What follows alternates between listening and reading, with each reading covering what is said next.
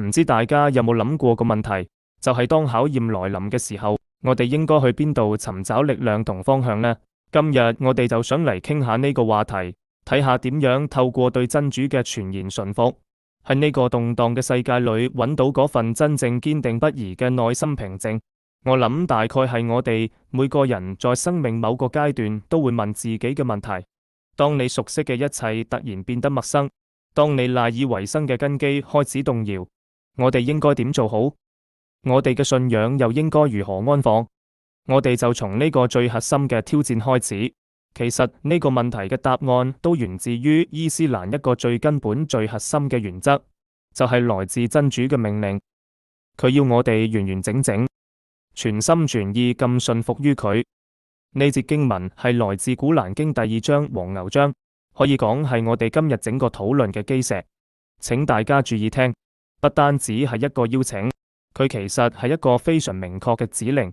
經文裏面有一個非常非常重要嘅詞 cover， 呢個詞嘅分量好重。當真主用呢個詞嘅時候，佢要嘅唔係嗰種局部有選擇性嘅承諾，而係一種全然地委身。就好似我哋唔可以將信仰當成一個自助餐，呢個我中意嘅我就要一啲，嗰個我唔中意嘅我就唔要，唔可以揀，因為真主嘅要求係有 cover， 就係全部。咁問題嚟啦，點解我哋常常做唔到呢種全然嘅信服呢？古蘭經其實都直接點出咗最大嘅障礙，就係去跟隨撒旦嘅腳步。所以當我哋心入面諗，等下先，不如之後再算啦。點解一定要咁？或者呢點我唔太接受嘅聲音時，我哋就要提高警覺。咁好可能就係我哋嘅宿敵喺我哋耳邊悄悄說話。不過話說回來，要做到全然嘅順服，我哋必須明白呢條路並唔係一帆風順。事實上，真主已經明確咁話俾我哋知，我哋呢份順服之心一定會受到各種各樣嘅考驗。你睇下真主喺古蘭經裏，其實已經同我哋講得非常清楚。佢會用邊啲方式嚟考驗我哋呢？比如係恐懼、飢餓同失去財富，甚至係失去生命、收成嘅減少，呢啲都係我哋喺現實生活中有可能會遇到嘅情況。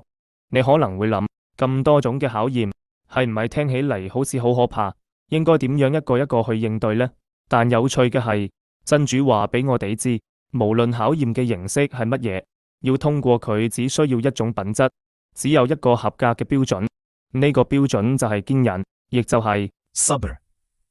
但呢度講嘅堅忍，佢絕對唔係嗰種消極無奈嘅忍耐，佢係一種非常主動嘅信仰宣告，係一種力量。你即使係面對最巨大嘅悲劇時，內心深處都能夠堅定咁講出：我哋係真主所有嘅，我哋必定只歸依他。當你真正明白呢句說話嘅時候，你就會揾到內心力量同平靜嘅源頭。為咗讓我哋更了解點先係真正嘅順服，我想分享一個非常有力嘅歷史故事，就係當年改變禮拜方向，亦就係 Qibla 嘅嗰個故事。呢件事對當時嘅穆斯林社群嚟講，係一場信心上嘅巨大考驗。我哋先嚟諗下當時嘅情況。當時嘅穆斯林，佢哋朝向耶路撒冷方向禮拜已經持續咗10幾年。你試諗諗，已經係一個根深蒂固嘅習慣。然後佢哋遷徙到麥地那之後，又持續咗16個月。結果就喺呢個時候，一道神聖嘅命令突然落嚟，要求佢哋立刻轉向一個完全唔同嘅方向——麥加。你可以想象嗎？喺當時嘅麥地那社群裏，根本係投下咗一顆震撼彈。唔單止係轉方向咁簡單，佢挑戰咗所有人嘅認知，亦立刻引嚟咗各種質疑、批評同流言蜚語。你睇下當時嘅壓力，可以講係四方八面咁嚟。嗰啲偽信者就開始製造混亂，話你哋之前嗰個方向同而家呢個方向其中一個一定係錯嘅。猶太人亦批評佢哋話：你哋點解可以背棄歷代先知嘅朝向呢？而麥加嗰啲多神教徒更加幸災樂禍，覺得哈哈，你睇佢又轉翻嚟我哋嘅方向啦，好快就會轉信我哋嘅宗教啦。真正嘅信士就係要身處在各種嘅雜音當中，依然選擇只聽從並信服真主唯一嘅聲音。所以點解真主點解要俾出一個咁困難又咁容易引起爭議嘅考驗？咁就係我哋接住落嚟要睇嘅重點。因為呢個考驗嘅背後其實有住非常深刻嘅神聖智慧。重點從來都唔係考驗本身，而係真主設立佢嘅原因。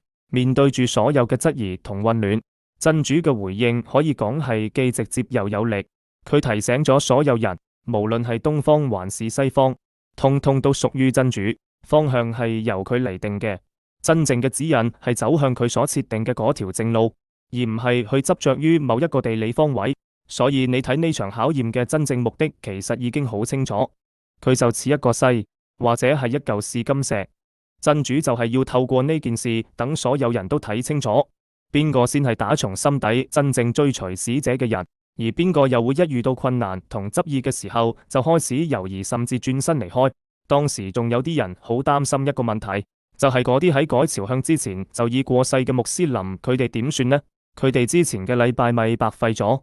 呢個時候真主降下咗呢句充滿憐憫嘅說話，佢向大家保證，嗰啲朝住舊方向嘅祈禱一樣被接納，佢哋嘅信仰絕對唔會白費。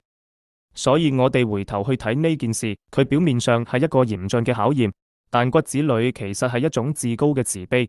佢嘅目的唔係要令人受苦，而係要透過呢個過程嚟鞏固整個社群嘅信仰，澄清所有嘅疑惑，最後令每個人嘅心都能夠得到真正嘅安寧。講咗咁多古時候嘅故事，我哋而家將鏡頭拉回到我哋自己身上，拉回到我哋所處嘅呢個時代，因為關於做好準備嘅呢個提醒，從來冇試過好似今日咁緊急。呢句說話係海法尤尼斯博士講嘅，佢睇到而家世界上發生咁多地震，仲有戰爭同悲劇之後有感而發，佢其實提醒我哋每一個人要喺安日順利嘅時候就開始鍛煉我哋嘅心，為逆境嘅到來做好準備，因為我哋真係唔知道改變會咩時候到嚟。所以呢個就係我哋今日想分享嘅核心觀念，一個真正信服嘅人生，其實就包含咗呢兩種狀態。在真主給予我哋恩典嘅時候，我哋要懂得感恩；而在考驗我哋嘅時候，我哋要學會堅忍。點解呢？因為無論發生咩事，我哋人生嘅旅程終點都係一樣嘅，就係回到真主那裏。最後，我想留一個問題俾大家好好諗一諗：當考驗來臨嘅時候，我哋第一個反應通常會問：點解係我？點解呢種事會發生喺我身上？但係一顆真正順服嘅心會嘗試問一個完全唔同嘅問題，佢會問：點解唔可以係我？我哋係將考驗視作一種不公平嘅懲罰，定係將佢睇成係真主為咗引領我哋，讓我哋更靠近佢而為我哋專門訂造嘅一段獨特旅程？我諗呢個問題嘅答案將會定義我哋信仰嘅真正深度。歡迎訂閱我哋嘅頻道啟思傳媒，記得留言、讚好同埋分享俾身邊嘅朋友。